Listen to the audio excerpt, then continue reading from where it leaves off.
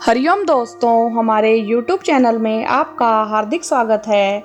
सबसे पहले अगर आपने हमारे YouTube चैनल को सब्सक्राइब नहीं किया है तो प्लीज़ इसे सब्सक्राइब कर लें, जिससे धर्म और अध्यात्म से जुड़ी जानकारी आपको रोजाना मिलती रहेगी।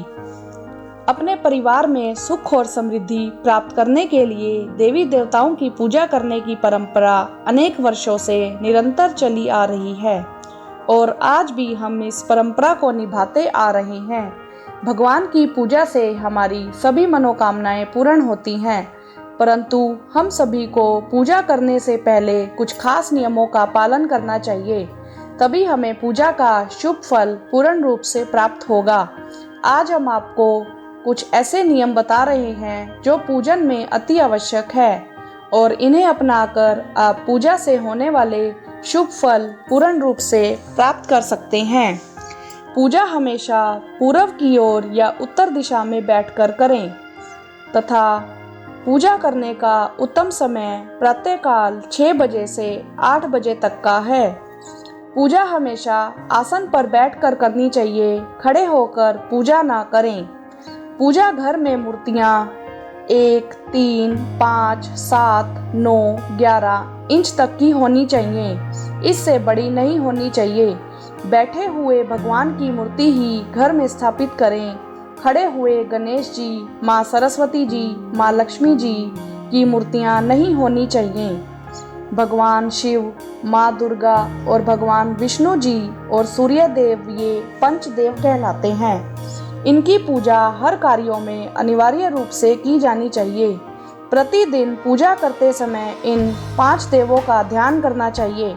ऐसा करने से घर में माँ लक्ष्मी का वास होता है और घर में सुख समृद्धि आती है। तुलसी जी का पत्ता आप स्नान करने के बाद ही तोड़ना चाहिए, क्योंकि शास्त्रों में कहा गया है यदि कोई व्यक्ति बिना नहाए ही तुलसी जी के पत्ते तोड़ता है तो पूजा के समय तुलसी जी के ऐसे पत्ते भगवान द्वारा स्वीकार नहीं किए जाते। गंगा जल को तांबे के बर्तन में रखना चाहिए। तांबे के बर्तन में रखा हुआ गंगा जल ही उत्तम और पवित्र माना जाता है। गंगा जल प्लास्टिक की बोतल में या किसी अन्य धातु के अपवित्र बर्तन में नहीं रखना चाहिए। यदि घर में भगवान शिव, गणेश जी और भैरव जी की मूर्ति है और आप मंदिर में इन तीनों देवताओं की पूजा करते हो, ध्यान रहे कि इन तीनों देवों पर तुलसी जी न चढ़ाएं, अन्यथा पूजा का उल्टा प्रभाव पड़ता है। माँ दुर्गा की पूजा के समय उन्हें दुर्वा यानी कि एक प्रकार की घास ना चढ़ाएं, क्योंकि यह घास विशेष रूप से गणेश जी को चढ़ाई जाती है। यह रविवार को नहीं तोड़नी चाहिए। भगवान सूर्य देव को जल देने के लिए शंख का प्रयोग न करें। स्त्री या पुरुष द्वारा अपवित्र अवस्था में शंख नहीं बजाना चाहिए। यदि इस नियम का पालन न किया जाए तो घर में बसी लक्ष्मी रूठ जाती है और उस घर से चली जाती है। देवी देवताओं की मूर्ति के सामने कभी भी पीठ करके नहीं बैठना चाहिए। इस बात का ध्यान रखना चाहिए कि केतकी के फूल शिवलिंग पर अर्पित नहीं करने।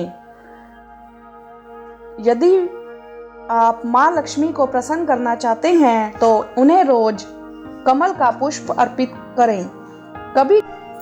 कभी भी दीपक से दीपक को न जलाएं, क्योंकि शास्त्रों के अनुसार ऐसा करने वाला व्यक्ति रोग से ग्रसित हो जाता है। रविवार और बुध वाला व्यक्ति रोग से ग्रसित हो जाता है। भगवान की पूजन का कार्य और पूर्ण होने के पश्चात उसी स्थान पर 3 परिक्रमा अवश्य करनी चाहिए। रविवार, एकादशी, द्वादशी, संक्रांति तथा संध्या काल में तुलसी के पत्ते नहीं तोड़ने चाहिए। घर में कभी भी गणेश जी और देवी जी की प्रतिमा 3-3, शिवलिंग 2, शालिग्राम 2, सूर्य प्रतिमा और गोमती चक्र की 2 की संख्या में कदापि न रखें। यदि आपके मंदिर में कोई मूर्ति खंडित हो गई है तो उसे पूजा के स्थल से हटा देना चाहिए और पवित्र बहती नदी में प्रवाहित कर देना चाहिए। खंडित मूर्तियों की पूजा अशुभ मानी गई है। यह बात ध्यान रखने योग्य है कि सिर्फ शिवलिंग कभी भी किसी भी अवस्था में खंडित नहीं माना जाता। घर में मंदिर के ऊपर भगवान की पुस्तकें, वस्त्र एवं आभूषण न रखें। मंदिर में पर्दा रखना अति आवश्यक है। अपने स्वर्गीय पितरों की तस्वीरें भी मंदिर में न रखें। उन्हें घर के साउथ वेस्ट में स्थापित करना चाहिए। प्रतिदिन की पूजा में मनोकामना की सफलता के लिए दक्षिणा अवश्य चढ़ानी चाहिए। दक्षिणा में अपने दोष दुर्गुणों को छोड़ने का संकल्प लें। अवश्य सफलता मिलेगी और मनोकामना पूर्ण होगी। प्रत्येक व्यक्ति को अपने घर में कलश स्थापित करना चाहिए। कलश जल से पूर्ण, श्रीफल से युक्त विधि पूर्वक स्थापित करें। यदि आपके घर में श्रीफल कलश उग जाता है तो वहाँ सुख और समृद्धि के साथ साथ स्वयं लक्ष्मी जी भगवान नारायण जी के साथ निवास करती हैं। वीडियो देखने के लिए धन्यवाद। अगर आपको हमारी वीडियो पसंद आए तो प्लीज़ इसे लाइक करें और शेयर करना ना भूलें।